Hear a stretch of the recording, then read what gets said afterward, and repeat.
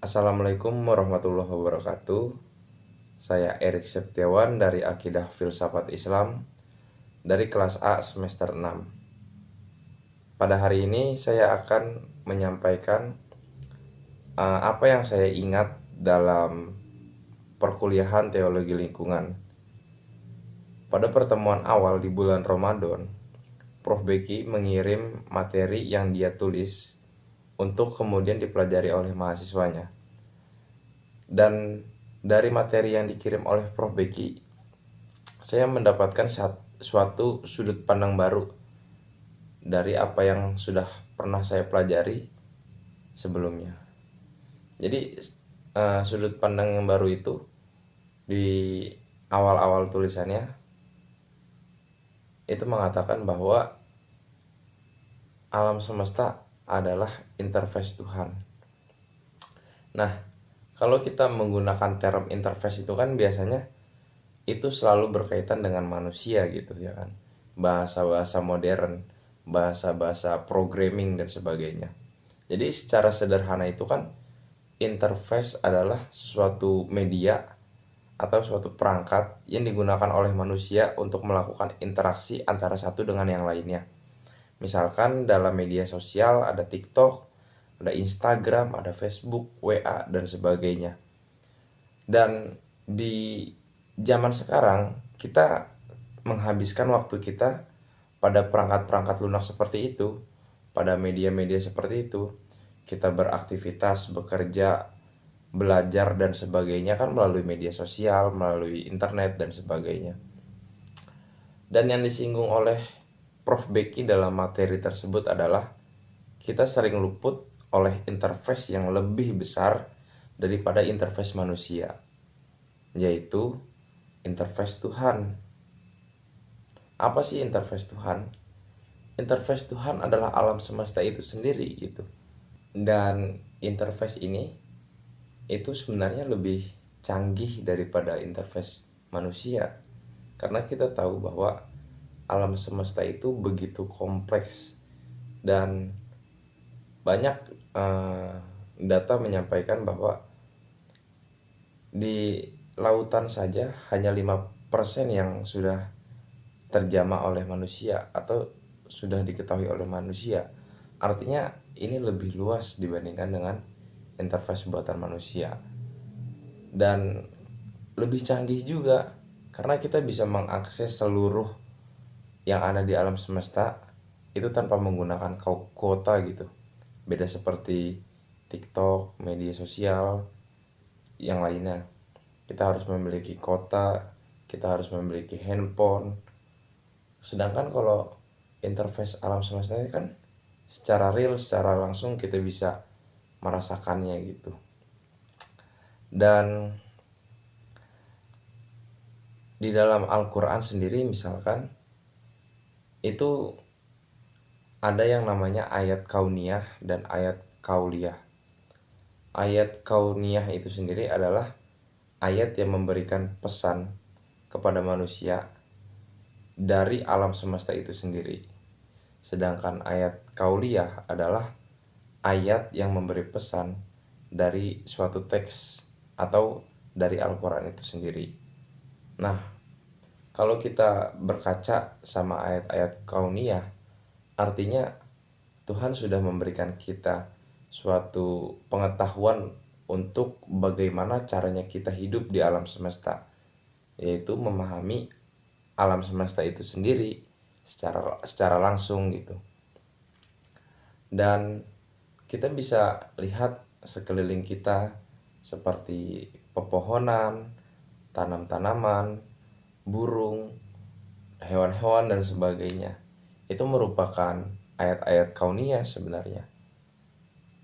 Dan jika ada suatu yang disebut sebagai sistem error atau bug mungkin, bukan bug, sistem error itu sebenarnya bukan terjadi karena kegagalan Tuhan dalam menciptakan alam semesta, akan tetapi itu kegagalan dari user atau penggunanya dalam menjalankan interface yang diciptakan oleh Tuhan itu sendiri. Kayak kerusakan alam, eksploitasi alam, itu terjadi karena manusia gagal memahami ayat-ayat kauniyah Tuhan. Karena Tuhan itu menciptakan alam semesta beserta isinya, itu memiliki caranya sendiri, memiliki suatu panduan dalam hidup. Dan kita bisa pahami melalui Al-Quran misalkan, melalui hadis. Dan itu harus kita pahami untuk kehidupan kita sehari-hari, untuk keberlanjutan, untuk keseimbangan alam semesta.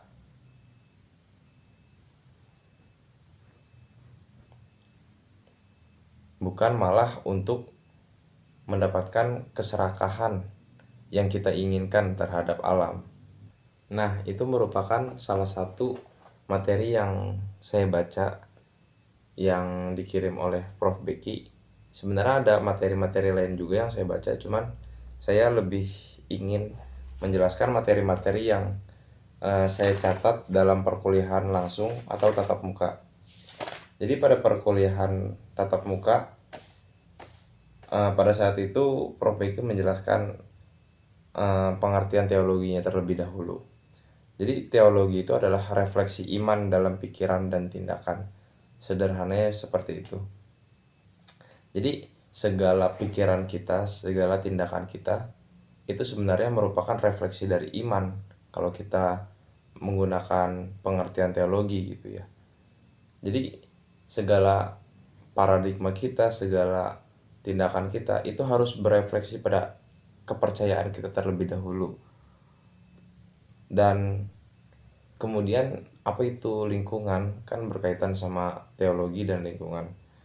Lingkungan adalah objek dari teologinya itu sendiri gitu. Jadi kalau kita gabungkan apa itu teologi lingkungan, teologi lingkungan adalah sesuatu yang kita refleksikan melalui iman dan kemudian berwujud pada pikiran kita, pada tindakan kita, yang objeknya adalah lingkungan. Gitu sederhananya. Dan iman itu kan secara harfiah artinya kan aman dan percaya atau keyakinan seseorang terhadap sesuatu. Dalam Islam, keimanan itu berwujud pada lafaz la ilaha illallah. Dan la ilaha illallah ini memiliki makna yang sangat dalam gitu ya, untuk memahami bagaimana teologi itu sendiri. Jadi la ilaha itu merupakan bentuk negasi terhadap kepercayaan apapun. Jadi kalimat la ilaha illallah itu pertama-tama kita mesti menegasikan segala bentuk kepercayaan kita terhadap sesuatu. Misalkan kita percaya bahwa uang menyelamatkan hidup kita. Kita percaya bahwa jimat menyelamatkan hidup kita atau sebagainya. Dan itu mesti kita negasikan dahulu gitu kalau dalam Islam. Jadi kalimat la ilaha illallah itu bentuknya adalah penegasian terlebih dahulu sebelum kita mencapai ilallah atau kepercayaan kita terhadap Allah kita sandarkan sepenuhnya. Atau secara sederhananya kita menolak ilah dan menerima Allah. Nah, kemudian juga ada teori paradigma, dan ini bagi saya penting ya, teori paradigma ini.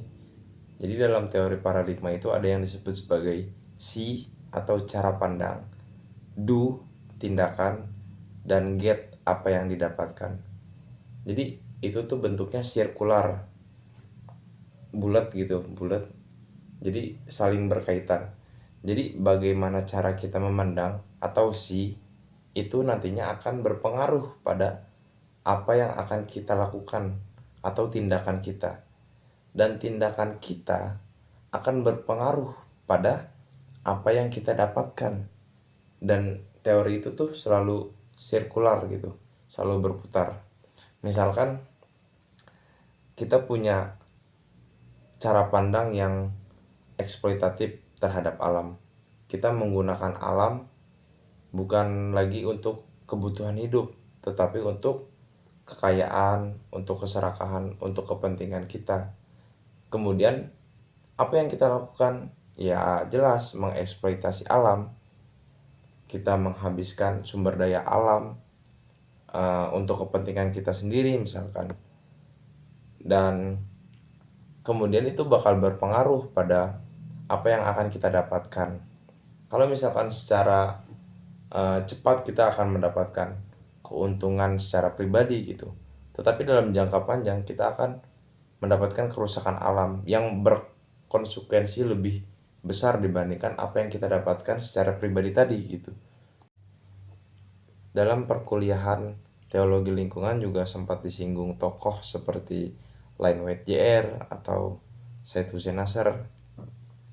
Pada Line White Jr. misalkan pada saat itu Prof. Beki mengatakan ada satu kritikan yang dilontarkan terhadap agama Smith, khususnya agama Kristen, di mana pada agama Kristen ada suatu legitimasi dari agamanya yang memberikan wewenang terhadap hambanya, terhadap kaum Kristen itu sendiri untuk mengelola bumi.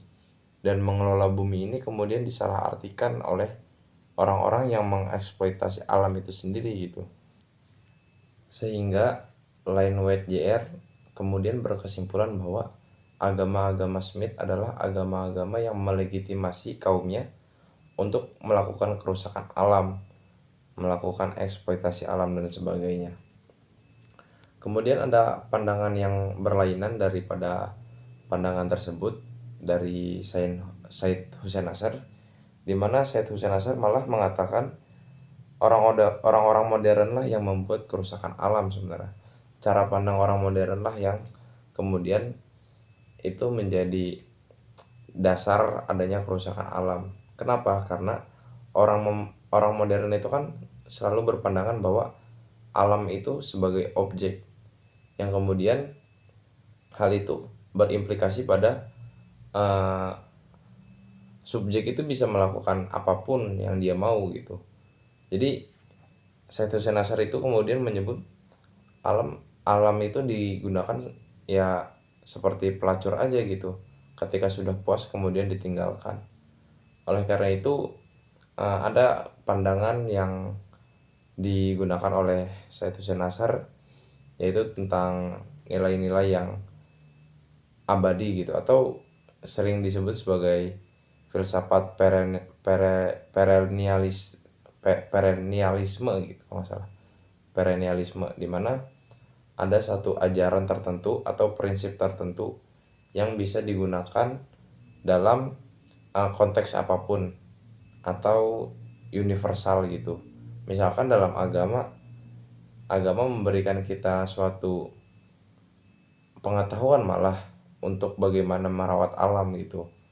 Misalkan jauh sebelum adanya Islam, agama-agama seperti animisme, dinamisme, itu kan agama-agama yang melihat bagaimana pohon, batu, ataupun objek-objek alam itu adalah sesuatu yang memiliki jiwa atau roh tertentu sehingga mesti dijaga.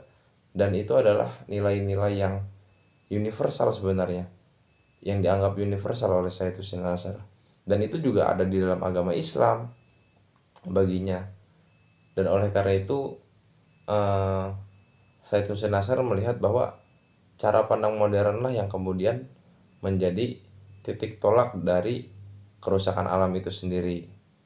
Dan mungkin itu saja yang bisa saya ingat, dan terima kasih.